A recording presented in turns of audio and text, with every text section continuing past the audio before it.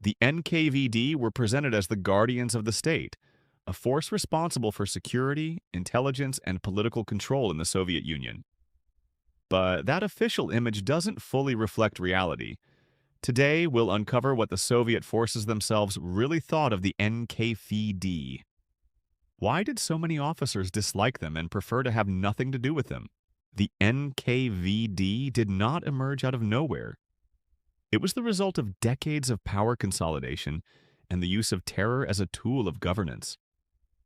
Its roots go back to the Cheka, created after the October Revolution of 1917 by Felix Dzerzhinsky, with the mandate to crush any counter-revolution through extrajudicial executions and concentration camps.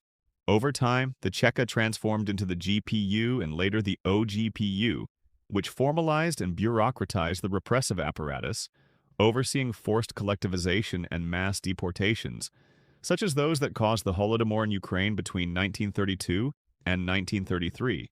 In 1934, Stalin dissolved the OGPU and merged its functions into a new body, the People's Commissariat for Internal Affairs, the NKVD. In this way, terror was no longer a parallel arm of the state, but became an integral part of Soviet administration, with official legitimacy and unprecedented reach. The NKVD was not just a police force.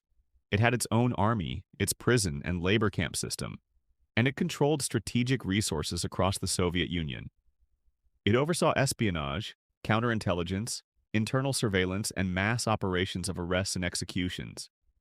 It also managed the militia, border and internal troops, and the economic system of the GULAG. It operated without trials or legal limits. Troikas issued rapid sentences, secret orders established quotas of arrests and executions, and torture was authorized as an official method of coercion. With around 1.5 million personnel by 1941, the NKVD oversaw millions of prisoners, deported entire peoples into exile, and executed those considered enemies of the state. Unlike any police force in the West, which exists to protect citizens, the NKVD answered only to the Communist Party and Stalin. Its purpose was not public safety, but to ensure the total submission of society through fear and absolute control. The rejection of the NKVD had very concrete and measurable reasons, rooted in the way it operated and the violence it inflicted on the Soviet people themselves.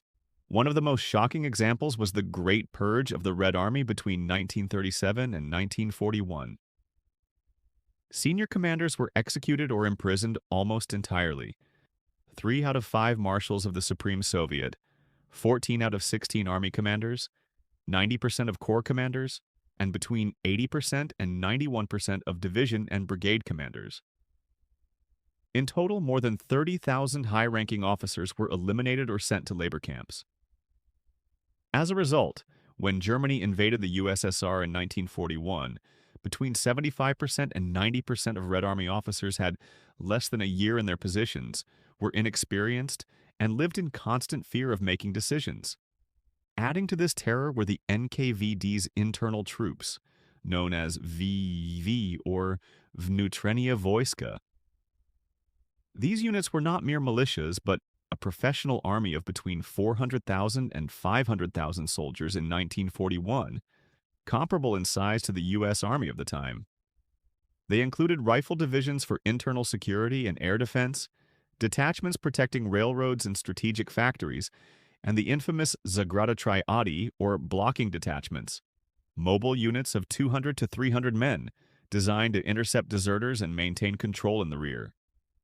Their armament was complete and, in many cases, superior to that of regular Red Army units.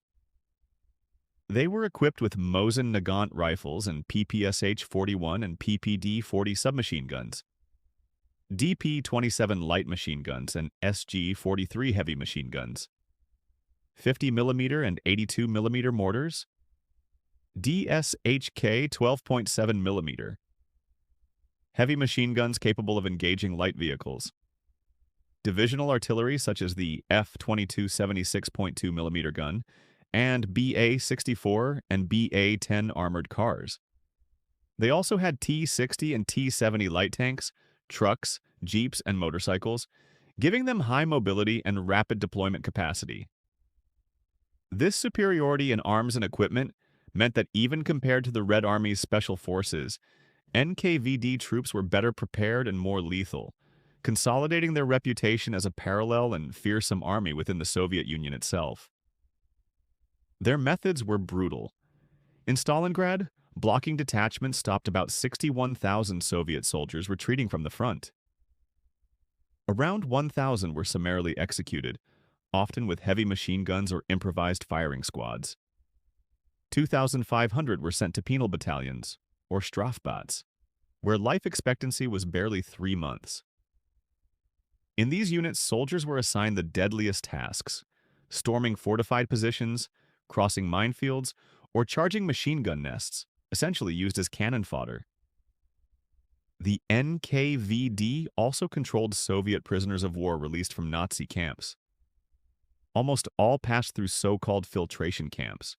Approximately 55 to 60% were rehabilitated and returned to civilian life for the army. 30 to 35% were sent to forced labor in remote mines and factories under strict supervision. And the remaining 15% were labeled traitors and sent straight to the Gulag, exchanging one concentration camp for another. These figures and structures clearly show that the NKVD was not an auxiliary police force. It was a parallel army, highly professional, well-armed, and autonomous, with a mission focused on monitoring, controlling, and executing both Soviet civilians and soldiers.